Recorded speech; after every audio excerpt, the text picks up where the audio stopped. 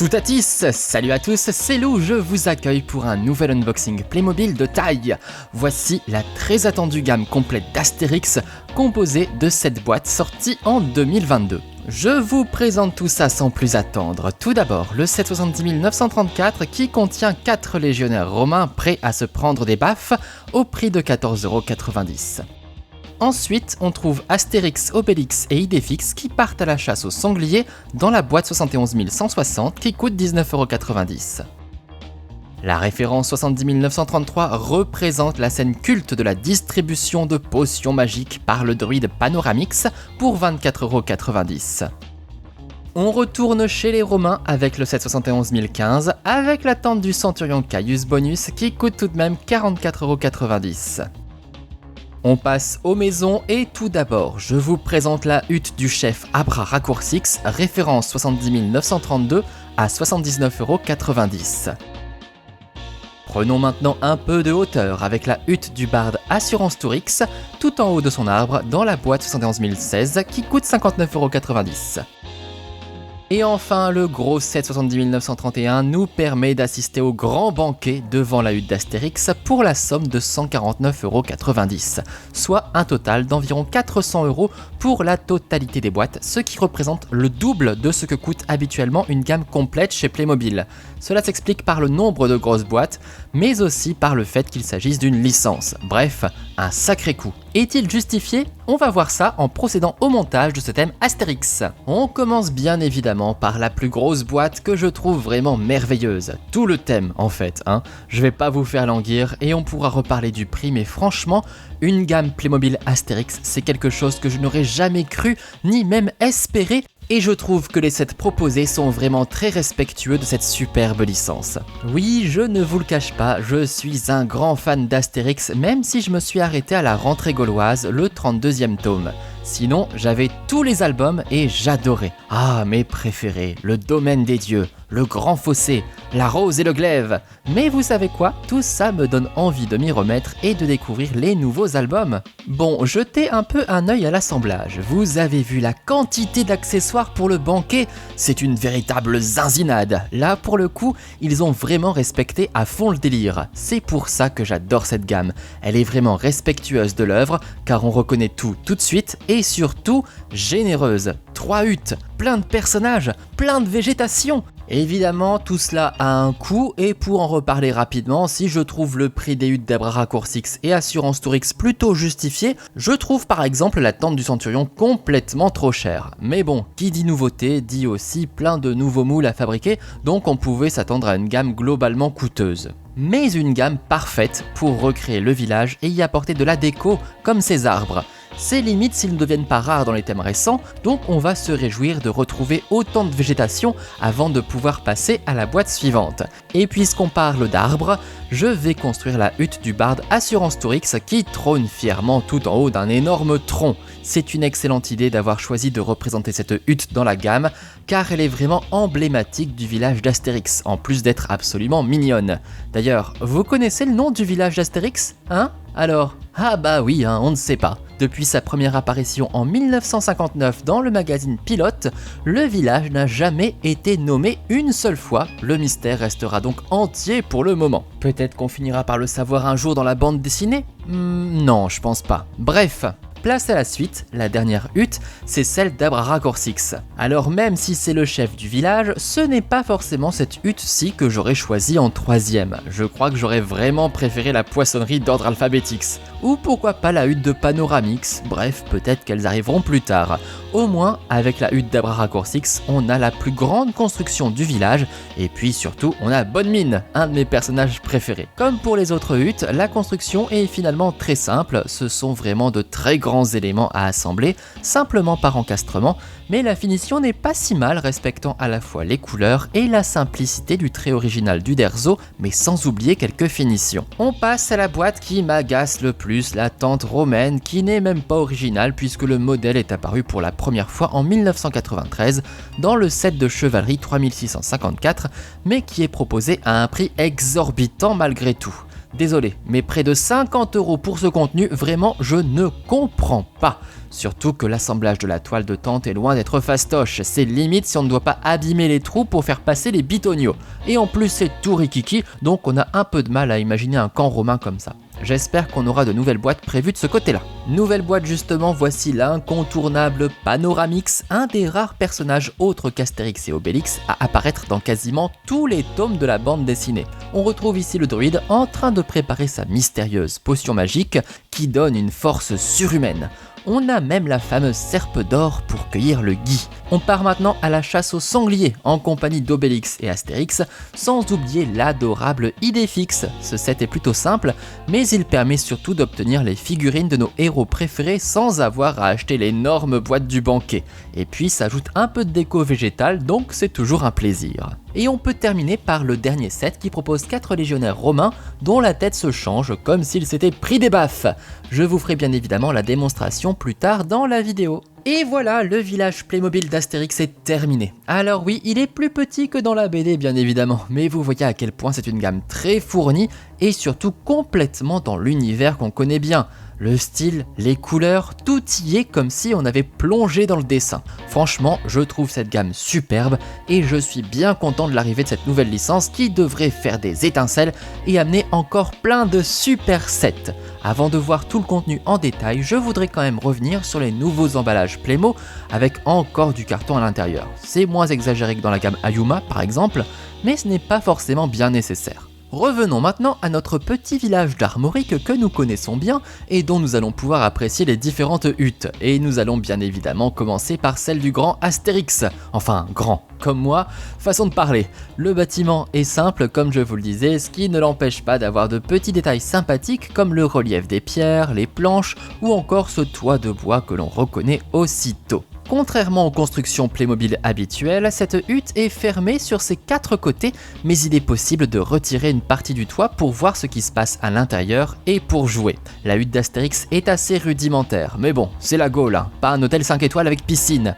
Du coup, on trouve un lit assez sommaire, un coin cuisine et une petite table avec même du pain. Et ben moi je trouve ça trop mignon. Allez, maison suivante en plein milieu du village, c'est bien sûr celle d'Assurance Tourix le barde, tout en haut de l'arbre. Waouh, c'est haut et il faut sauter sur ces planches pour grimper jusqu'en haut.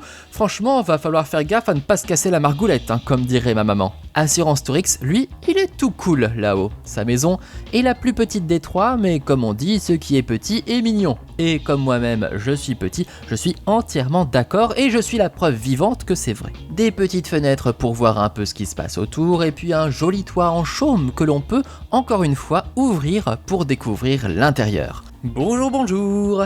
Alors, c'est un petit peu plus exigu que chez Astérix, mais on a quand même un lit, une petite table avec là aussi du bon pain et puis une chandelle dans un coin. Attention à ne pas la faire tomber parce que sinon c'est le grand drame. Et bien sûr, notre barde à la voix horrible a plein d'instruments de musique chez lui.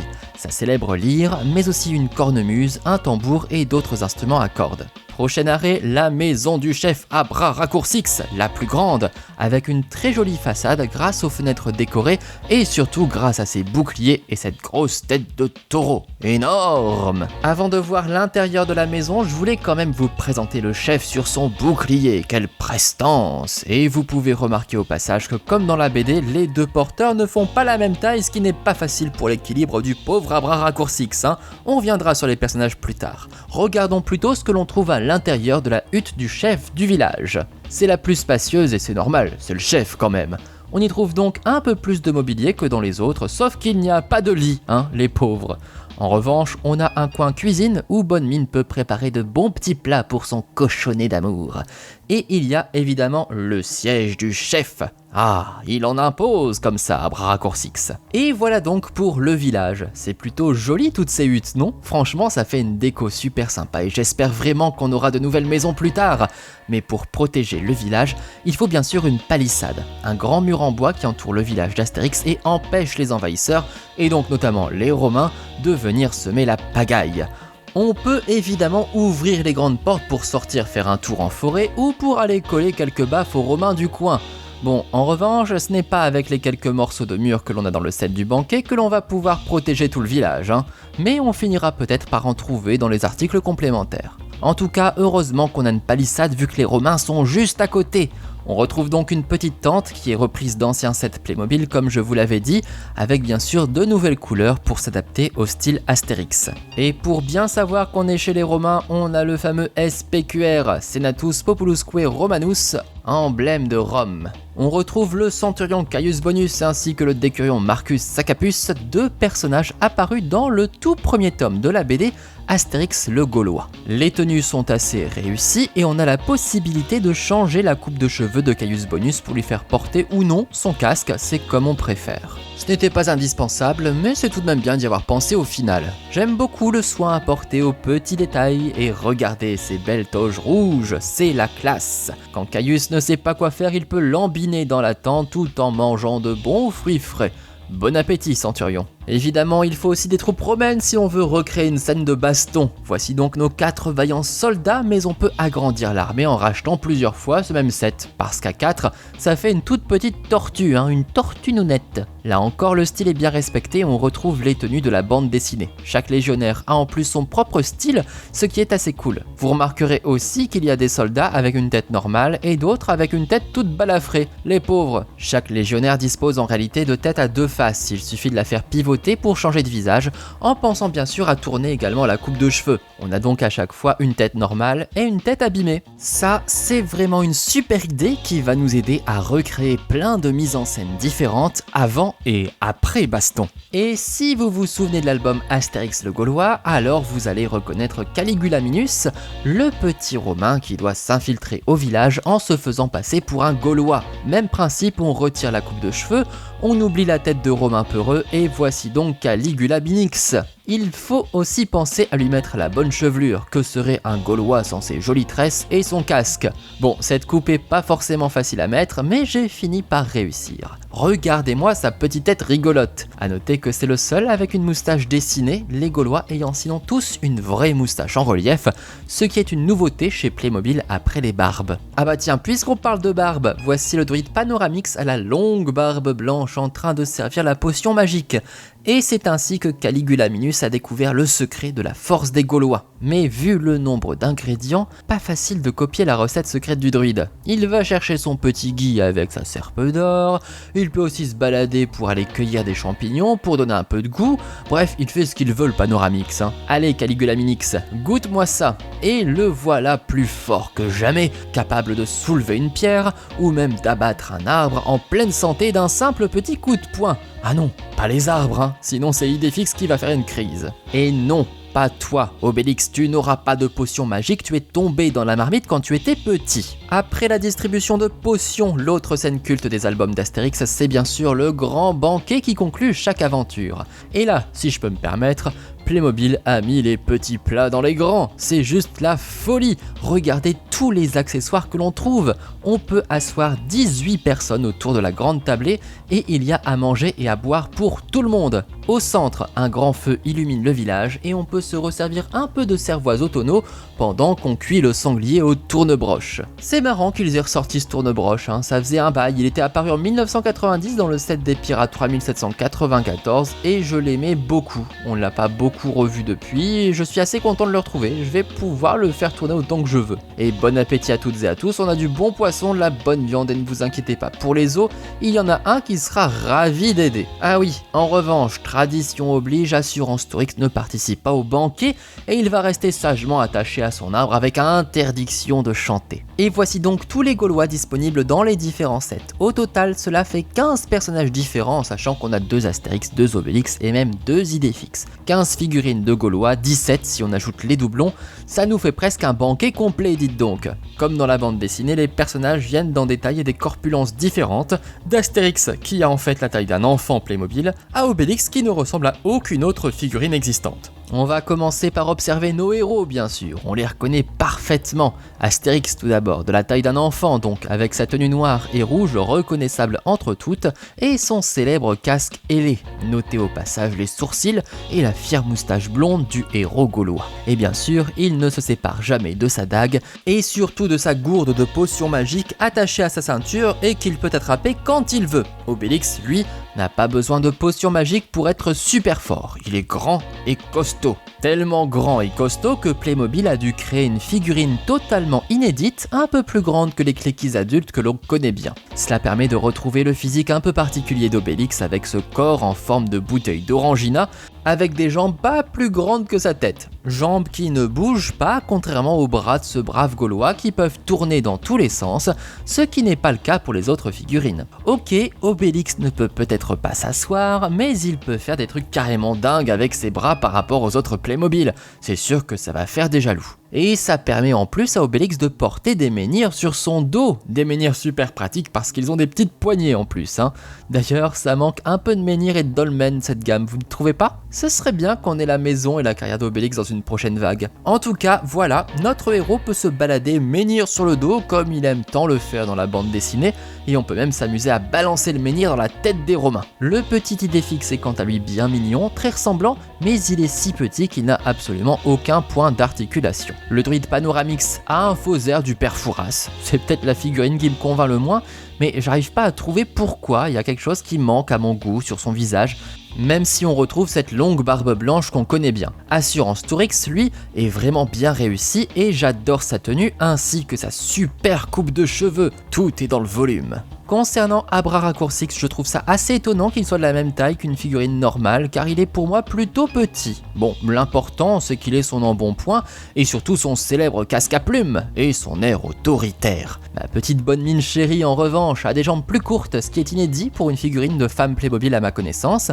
mais elle a aussi et surtout deux visages, un gentil et un colérique, parce que faut pas la chercher ma bonne mine, On remet la chevelure et on retrouve la gauloise revêche que l'on adore, prête à manier le rouleau à pâtisserie pour se faire respecter. Autre couple mythique du village, Ashcanonix et Madame Ashcanonix, qui n'a donc pas de prénom. Le doyen rabougri du village, âgé de 93 ans, a lui aussi un corps d'enfant comme Astérix. Quant à Madame Ashcanonix, pour garder la taille fine, elle reprend les nouvelles figurines féminines articulées de la gamme de princesses Playmobil de 2020. Et comme ça, elle peut quand même s'asseoir. On retrouve aussi les deux porteurs du bouclier du chef, ainsi que 5 autres Gaulois anonymes, dont une seule femme.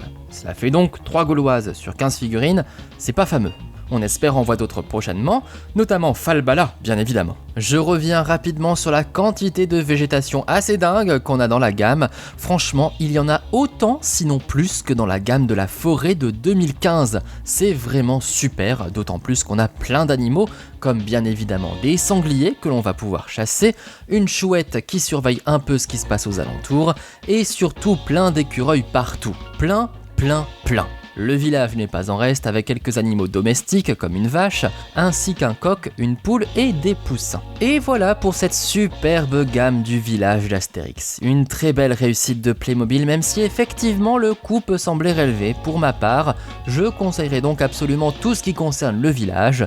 Les huttes sont vraiment bien faites, le mobilier est trop mignon et le banquet est juste génial. Les Romains, quant à eux, ne sont pas forcément indispensables, surtout que l'on n'a pas vraiment de quoi faire un camp. Mais justement, cela fait peut-être partie des éléments que l'on découvrira dans une prochaine vague. Peut-être également de nouvelles huttes, comme celle d'Ordre Alphabetix, celle de Panoramix ou encore celle d'Obélix avec sa carrière. Peut-être que l'on croisera Falbala, ou même Cléopâtre, ou encore César dans son palais ou au Colisée. On peut imaginer plein de choses. Qu'est-ce que vous aimeriez vous comme prochain Playmobil Astérix? Et surtout, qu'est-ce que vous pensez de cette première vague de contenu? Dites-le moi vite dans les commentaires. Je vous invite également à consulter tous mes unboxings Playmobil. Vous découvrirez d'autres gammes qui vous plairont, comme par exemple celle des Égyptiens ou bien des dieux grecs. Pour me soutenir, pensez surtout à liker la vidéo, à la partager et bien sûr à vous abonner pour être prévenu dès que je mettrai une nouvelle vidéo Playmo en ligne. A très vite pour de nouveaux unboxings et de nouvelles aventures Playmobil. Ciao ciao!